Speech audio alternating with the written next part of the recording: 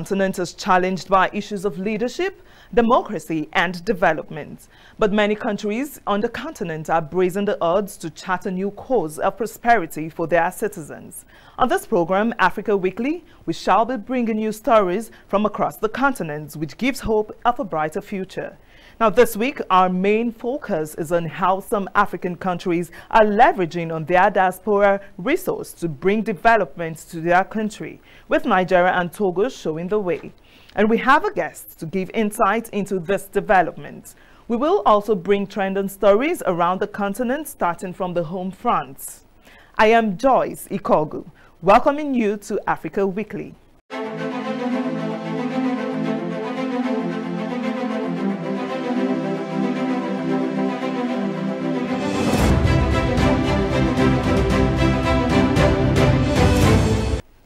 Diaspora resource offers huge potential for many African countries to speed up development, either in human capacity or revenue repatriation. Nigeria, for instance, is advancing her diaspora policy, which is already bearing fruits. The success story in Nigeria is now resonating in other African countries, as Togo has established a diaspora center to coordinate her diaspora activities. We now bring you latest efforts from the two countries in this regard. It's a Diaspora lecture series. Here, critical issues affecting Nigerians living abroad are addressed. The forum provides opportunity for Nigerians, both at home and in diaspora, to be well informed about the plans of government of Nigeria for her diaspora community through NIDCOM. We're hoping that through this discourse we'll challenge our intellect, our minds and our hearts as discussants on this platform with all of you participants from the diaspora from all over the world. And we hope that we'll also be able to connect you, Nigerians in the diaspora, with opportunities that are bound back home in Nigeria as we have this constant and continuous conversation. Another topical issue of concern raised by the guest speakers, Nigerian Minister of Interior, Ogbeni Rauf Aregbesola, and the Minister of State, Minister of Foreign Affairs, Ambassador Zubairu Dada, is converting the massive exodus of Nigerian professionals out of Nigeria, the brain drain to brain gain. Issuance of visas on arrival from 1st June this year, and establishment of passport issuance office in every local government of Nigeria. 8 strategies were also identified for diaspora mobilization: diaspora policy, diaspora voting, National Diaspora Day, amongst others. And we value them as real catalysts for economic development of our country. We also value their contributions, the contributions of the diaspora in such countries as Israel, India, and Philippines, to mention but a few. We have recently reviewed the passport issuing process with a view to streamlining the process for better performance while also eliminating the activities of touts. Global contributors were given opportunity to air their views via webinar on both issues of Nigeria and issues affecting diasporans in their various host communities. We need the Nigerian embassies to be involved in collecting the NIN for Nigerians. That is what Nigerians are facing. Threats to their job, harassment, because without a valid residence card, you're automatically deported. 31 states, diaspora focal point officers, and the FCT participated to ensure issues of diaspora are brought to subnational level with over 100 diasporans from across the globe. In the studio with me is Idonuagbe Akogun, a Nigerian diasporan and an expert in e-education, to look at this development. You're welcome to the program. Thank you so much for having me. All right. Now, give us your impression on the Diaspora Resource Utilization Initiative in Africa, with emphasis on education. So much. I have a program tagged the Electronic Education Initiative, and since 2010 we have been trying to develop a program that creates linkages with universities and institutions of learning across the developed countries with developing countries. So of course that would be Africa with countries across the world, Africa being a developing world, and South America and so on. So specifically speaking to your question, the diasporan residents in Africa, living in the United States, countries in Europe, for example. I will speak specifically to Nigeria, for example. We have organizations like NIDCOM who are trying their best to see how they can target Nigerians in diaspora in Europe and the United States to bring them closer to Nigeria. I have been working closely with our organization to see how we can get our experts, professionals, and faculty to target our institutions and link them here. And one way of doing that is through our institutions. Right. The best way to do that, I think, is through technology. Video conferencing is one way to do that. That way, live from the faculty, from the schools abroad, we can reach Ahmadu Bello, reach University of Lagos, reach University of Benin, reach Auchi Polytechnic or Edo State Polytechnic. Whichever school you are, your faculty can go straight into the world and the world into your classroom. Now, we have faculties across the world, like, for example, Dr. Franca Obuekwena, who is a professor of geoscience in the University of Missouri, Science and Technology, Professor Felix Edoho, and of course, Albert Ayeni. I have to call him out because I work with him personally. So, of course, he's a faculty in Rutgers University, and he's a very wonderful friend of mine who is doing wonderful work in New Jersey. Now, all these diasporans are doing wonderful things across the United States, across the world, who we're very proud of. We want them to do more in bringing their wealth of knowledge into the classroom to develop our, of course, human capacity of students to the future of learning in Nigeria. Right, so technology is key in developing human capacity, you said. That's right. Right, so going forward, what should African countries be looking at in harnessing their diaspora resource? Now, African countries should be looking at developing as much as they can back to technology. I think that for you to move forward, you should look at not just to what was done, but what you can do. If we don't look towards multimedia and how we can move forward to harnessing closer to what the world is doing, we're going to be left behind. Right. Technology is the way forward. ICT, mixing towards surpassing what the developed world is doing. Don't just try and target what your neighbors are doing within Africa. Surpass the United States, surpass China. So many countries are moving their people to countries like China, and then your people are going to, like our students are now going to countries like the United States, but they're not coming back. It's a brain drain. We need to find a way to get our students, our diasporans who are there, to develop our capacity here and let those kids develop our country from here. Thank you so much for your wonderful insights, Mr. Idonuagbe. Thank you. Thank you so much. Thank you.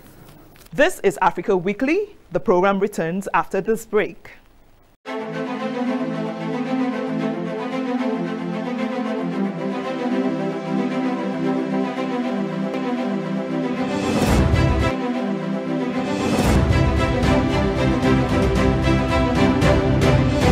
Welcome back. Now let's take a quick look at some trending stories across the continent in our Tidbits segment.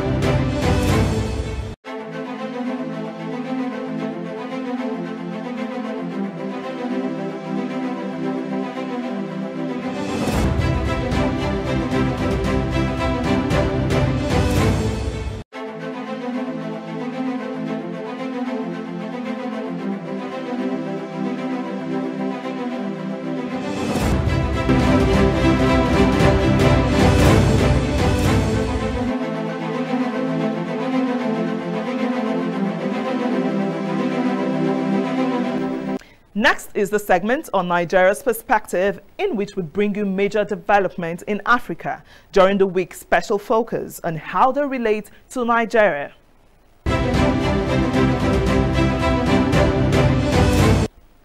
We begin with the efforts at stabilizing political situation in Chad, with Nigerian President Muhammadu Buhari pledging the country's commitment to this regard when he received the head of the Transitional Military Council of Chad, Lieutenant General Muhammad Idris Deby Itno.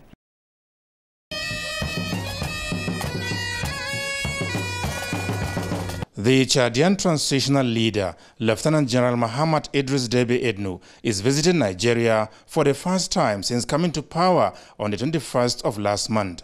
His father and president of the country, Marshal Idris Deby Itno, had died in the battlefield while leading troops to confront insurgents who had come in through Libya. A return to democratic order in the Republic of Chad is expected in 18 months. The transitional leader, General Muhammad Idris Deby, is here to seek ways of deepening and expanding existing relations between Nigeria and Chad in the fight against insecurity and other critical economic sectors. As President Muhammadu Buhari told the visiting leader behind closed doors, we are bound together by culture and geography, and we will help in all ways we can. Chad should not hesitate to ask for help in areas it deemed necessary. Foreign Affairs Minister Geoffrey Onyama was at a high-level engagement. Mr. President assured him of Nigeria's support. He expressed condolences at the passing of the Marshal. How grateful we are as a country and him personally with the role that Chad and under the Marshal have played in supporting Nigeria in the fight against terrorism, that a lot of the gains that have been made was really because of Chad's very strong support together also with Niger. And, he said that there are two big institutions that are based in Chad. There's the Lake Chad Basin Commission, and there's also the Multinational Joint Task Force. And that Nigeria will, over the next 18 months, continue to strengthen those two institutions, because in strengthening those two institutions is also helping the government of Chad and strengthening Chad. Lieutenant General Muhammad Idris Deby, who explained to President Muhammadu Buhari circumstances surrounding his coming to power, thanked Nigeria for the solidarity shown after the passage of the former president. The main objective of the Transitional Military Council, he said, is national security and cohesion, as further explained by Geoffrey Onyama. Well, he briefed Mr. President on the roadmap in Chad, how they came about this succession, and he explained that they've appointed as Prime Minister the leader of the opposition who came second in the elections, and that he has been charged with now organizing free, fair, democratic elections. The most important thing is that we do not have a vacuum in Chad, and that Chad will continue to play a very strong and important role with the side of Nigeria and the other multinational joint forces countries in the battle against terrorism. So that cooperation, I think, is we're now assured that it will continue, and that we need not worry about a political or power vacuum in Chad. During the visit, the Chadian leader said the Transitional Council is committed to democratic, free and fair polls in 18 months. He assured President Buhari, whom he acknowledged to be very close to his father, that they are ready to be guided by him and indeed Nigeria in their journey to constitutional order.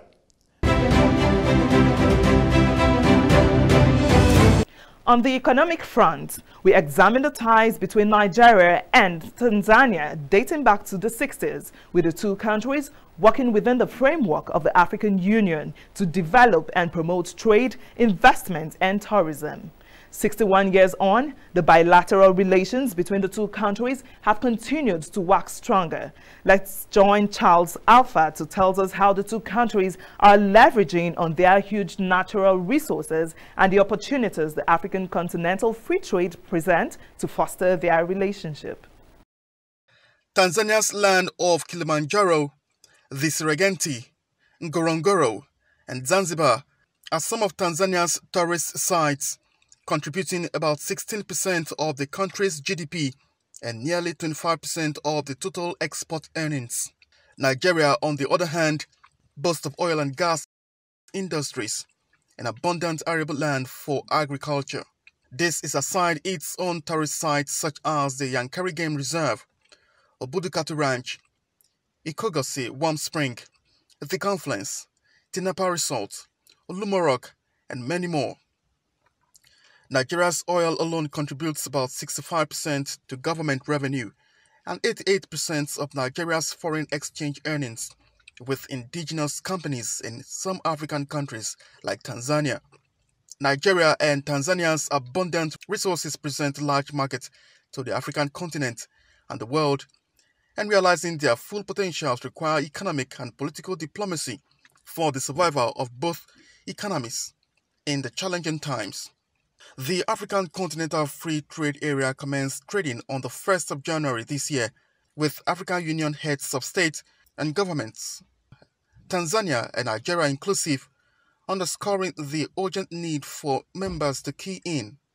The commencement has been adjudged to be one of the most significant milestones on the continent after the 55 sovereign AU member states rallied to ensure the kickoff.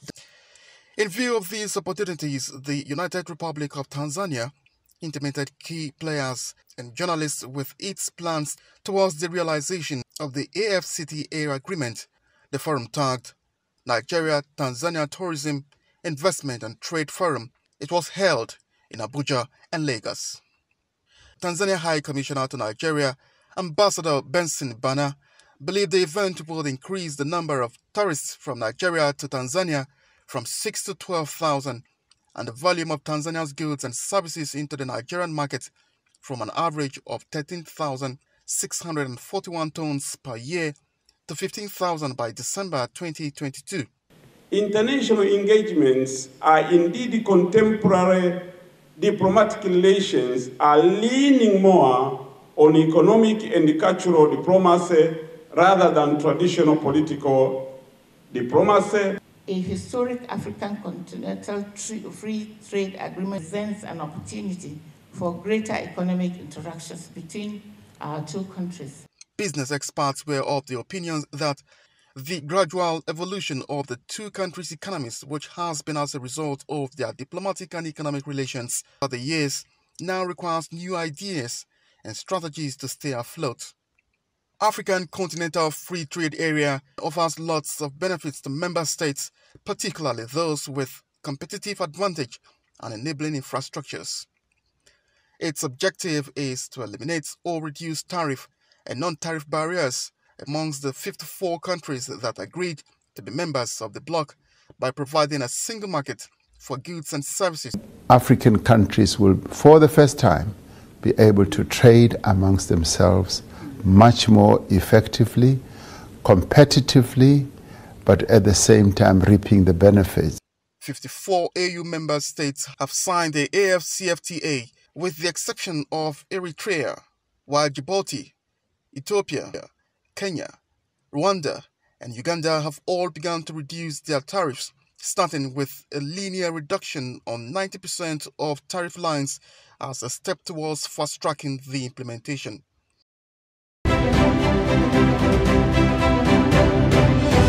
From Nigeria, we take you straight to Uganda, where Yoweri Museveni has been sworn in for a 6th term in office as president of Uganda, making him the country's longest-serving president since 1986. At least 10 African heads of state and leaders of government, including President Muhammadu Buhari, who was represented by his vice Yemi Osinbajo, witnessed the swearing-in. What then is the re-elected president's agenda for Uganda over the coming years? Let's find out. President Yoweri Museveni was declared winner of the election held on January 14 this year after receiving 58% of the vote, while his closest rival, Bobi Wine, garnered 35%. Museveni, who won re-election, took oath of office on Wednesday at a ceremony in the capital, Kampala. The swearing-in ceremony was attended by 4,000 invited guests, including 11 heads of state, diplomats, local politicians, and foreign dignitaries. Swear in the name of the Almighty God that I will be faithful and bear the true allegiance to the Republic of Uganda, and that I will preserve, protect, and defend the Constitution. So help me God. Wearing a dark blue suit and his trademark wide-brimmed hat, Museveni promised to pay true allegiance to the country he has ruled non-stop since taking power in 1986. He emphasized that his government is Pan-Africanism, all about security of Ugandans and larger markets for its economy. The integration of Africa, he said, will lead to economic success, urging the countries to unite against foreign enemies. His government, Museveni emphasized, will concentrate on expanding internal markets of Uganda, the development of human resources through education and improved health, while consolidating on inclusiveness. With the rise of the literacy rate from 43% in 1986 to now 76.5%, we can achieve much higher, much faster rates of growth, and I will see to that. Nigeria's Vice President Yemi Osinbajo represented President Muhammadu Buhari. He congratulated President Yoweri Museveni on his sixth term as President of Uganda and for the dividends of democracy to Ugandans over the years. He promised renewed commitment against insurgency and believed Yoweri knows the needs of his people and will do well to consolidate on his past achievements. Museveni was first sworn in as President of Uganda in 1986 and is now expected to head Uganda until 2025. That is where we draw the curtain on this week's edition of Africa Weekly. I am Joyce Ikogu, thanking you for your time.